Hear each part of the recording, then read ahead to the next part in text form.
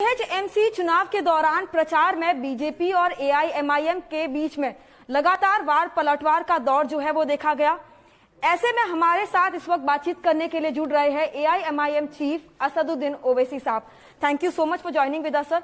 सबसे पहला सवाल यही कि बीजेपी ने जो है इस चुनाव में अपनी पूरी ताकत झोंक दी थी और जिन्ना जो है उससे आपका कंपैरिजन भी किया।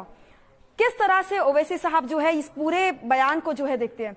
देखिए, मेरा गुनाह यह है कि मेरे वालिद मरहूम ने और मेरी माँ ने मुझे पढ़ाया लिखाया। मैं लंदन जाकर लॉ की डिग्री लिया और लिंकन जिन से बैरिस्ट्री की डिग्री मेरे को मिली। तो यही मेरा गुनाह है। मेरा गुनाह यह है कि मैं इनकी आंखों में आंखें डालकर संविधान जो हमको हुकूक देता है उसका मुतालबा करता हूँ और मैं भारत की जमहूरियत को मजबूत कर रहा हूँ, इलेक्शन लड़ रहा हूँ। मैं एक पार्टी का मेंबर हूँ। अगर आप मुझे 70 साल के बाद भी अगर इस वाहियात नाम से मुझे पुकारेंगे तो ये तो उनकी जहन की गलाजत है। इनके जहन में जो नफरत भरी हुई है वो उनकी जबान से उन अल्फाज अदा हो रहे हैं कि भाई एक सांसद है 4 मरतबा का, 2 मरतबा मैं विधायक रहा हूं, भारत के संविधान पर अल्लाह के नाम पर ओत लिया हूं और आप इस तरह की जबान इस्तेमाल करते हैं। आप सोचिए, देखिए कि क्या मैसेज दे रहे हैं लोग देश को। इससे जाहिर होता है कि इनकी सोच कितनी खराब है। ओल्ड सिटी हैदराबाद की अगर बात करें तो वहां पर सर्जिकल स्ट्राइक की बात कही। आज खुद गृह मंत्री अमित शाह ने भी कहा है आप लिख के दीजिए, हम एक्शन लेंगे। देखिए, बड़ा मजाक है ये कि देश के इतने ताकतवर गृह मंत्री हैं, ये उनका काम है। ये कब से एमपी से इजाजत लें और मुझ जैसे एमपी से इजाजत लेंगे आप कि मैं इजाजत दूं आपको एक्शन लेने के लिए, काम करने के लिए, जो आपका काम है। संविधान के लिहाज से ड्यूटी बाउंड आप हैं। और रहा सवाल रोहिंग्या का, पाकिस्तानी का, अफगानी का, ये तो बीजेपी के प्रेसिडेंट ने उठाया था। उन्होंने ये शगुफा छोड़ा। तो मैंने कहा कि आप ये मसला उठाकर अपने ही गृह मंत्री को कमजोर दिखा रहे हैं। अगर आपके पास प्रूफ है तो पेश करिए। अब गृह मंत्री अगर ये करें कि ओवैसी मुझे लिख कर दे, ये मजाक है। गृह मंत्री का काम है वो करें। वो कब से मुझसे इजाजत लेके काम करेंगे? तो बिल्कुल मजाक है ये तो। सर, लेकिन आरोप तो आप पे ये भी लगा था ना, जिस तरह से, क्योंकि सिटीजन अमेंडमेंट एक्ट जो था और एनआरसी को लेकर जो आपका स्टैंड था, उसी के कारण जो है कहीं ना कहीं आपको लिख के देने की बात हो रही है। सिटीजनशिप अमेंडमेंट एक्ट को मैंने भारत के संविधान के खिलाफ करार दिया, काला कानून करार दिया और मैंने उसको फाड़ा। आज भी कह रहा हूं कि सीएए संविधान के खिलाफ है। अब रहा सवाल, देखिए, यही अमित शाह थे जिन्होंने कहा था कि 40 लाख दीमक है आसाम में। सुप्रीम कोर्ट ने एनआरसी किया, वहां पर खाली 20 लाख निकले, जिसमें 5 लाख मुसलमान है। तो ये अमित शाह की तो जुमलेबाजी है।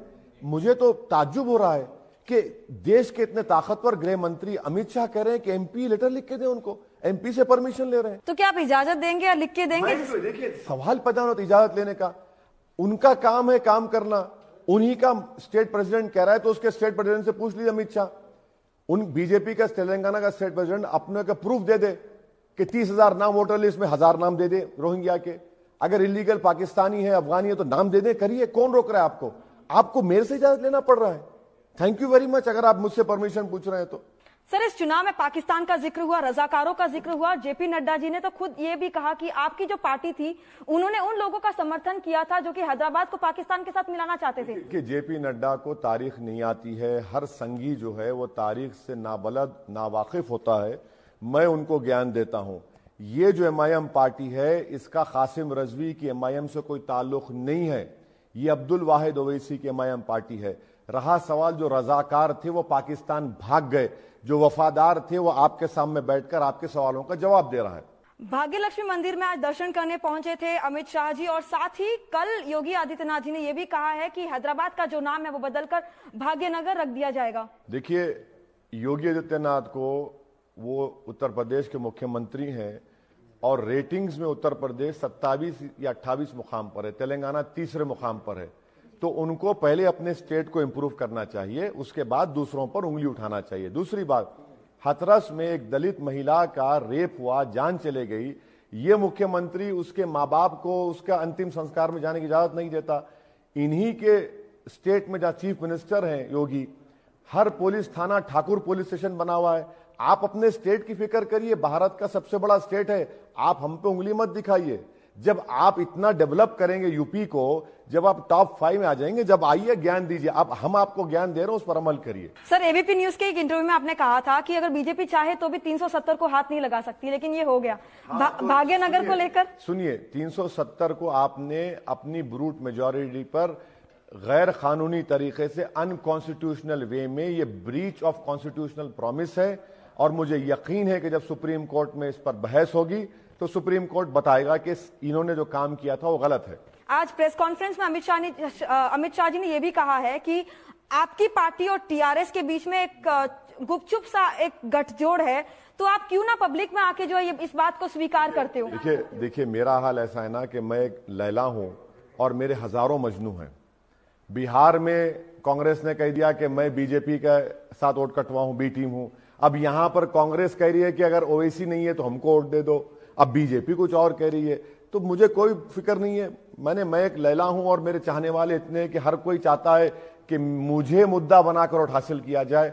हैदराबाद की जनता ये देख रही है कि असदुद्दीन ओवैसी ही और उसकी पार्टी वाहिद है जो हैदराबाद के पोल्यूशन की, हैदराबाद के पानी के reservoir, sewerage, drainage line, traffic congestion, Hyderabad को खूबसूरत बनाने का, हैदराबाद के अमन को, पीस को स्ट्रांग करने की बात कर रही है। तो ये जनता तय करेगी। अब आपसे जो है अमित शाह जी ने एक और सवाल उठाया है कि जब बाढ़ आई थी तब ओवैसी ब्रदर्स आखिर कहां थे, टीआरएस पार्टी आखिर कहां थी? अमित शाह को उनके जो चमचे अतराफ में हैं वो बिल्कुल ही बहरे हैं, अंधे हैं।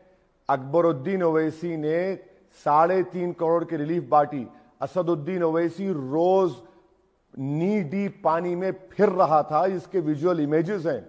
और हम लोगों की जान बचा रहे थे। हम ही चीफ मिनिस्टर केसीआर से रिप्रेजेंट करके एक एक घर को 10,000 रुपए दिए।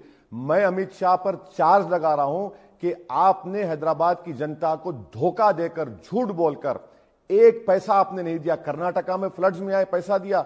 अगर हैदराबाद में जनता को पैसा देते तो एक एक घर जिसमें पानी आया उसको 80,000 से 1 लाख रुपए मिलते। आपने एक पैसा नहीं दिया और आप हमसे सवाल कर रहे हैं। चलिए मेरे साथ, आज भी चैलेंज कर रहा हूं, उन इलाकों में जाते हैं जहां पर असदुद्दीन ओवैसी और अकबरुद्दीन ओवैसी और पूरे एमआईएम के एमएलएस गए थे। हमने ना हिंदू देखा, ना मुसलमान देखा, ना मजहब देखा, ना जात देखा। हर एक की मदद के लिए पहुंचे। ये हैदराबाद की जनता देख रही थी। बीजेपी दिल्ली में सो रही थी और एक पैसा नहीं दिया जब सैलाब आया हैदराबाद में। ये आज इनकी जब कमजोरियों को छुपाने का तरीका, ये कहां थे? आप कहां थे? आपका आज इतने मिनिस्टर आ रहे हैं यहां पर हैदराबाद को, आपके मिनिस्टर आकर देखे? चले, आपने चलकर देखा कि कहां कहां पानी आया? वहां पर कोई नहीं गया सिवाय एमआईएम पार्टी के एमएलएस के और टीआरएस के। केटी रामाराव फिर रहे थे म्युनिसिपल स्टाफ के साथ। दुबाका इलेक्शन के बाद बीजेपी जो है कहीं ना कहीं मोराल जो उनका काफी बूस्ट नजर आ रहा है, लेकिन लगातार ये भी कह रही है कि ओवैसी का किला जो है वो ढाएंगे यहाँ पे। अरे आइए ना, हम तो कहेंगे आइए, देखेंगे, मुकाबला होगा। कौन रोक रहा है आपको? अरे भाई, हम लोग क्या, हम कोई शीश महल से नेतागिरी नहीं कर रहे हैं। हम भी बड़ी सख्त जमीन पर मेहनत की है और अवाम का एतमाद हासिल किया है। मुकाबला होगा, बिल्कुल होगा, क्यों नहीं होगा?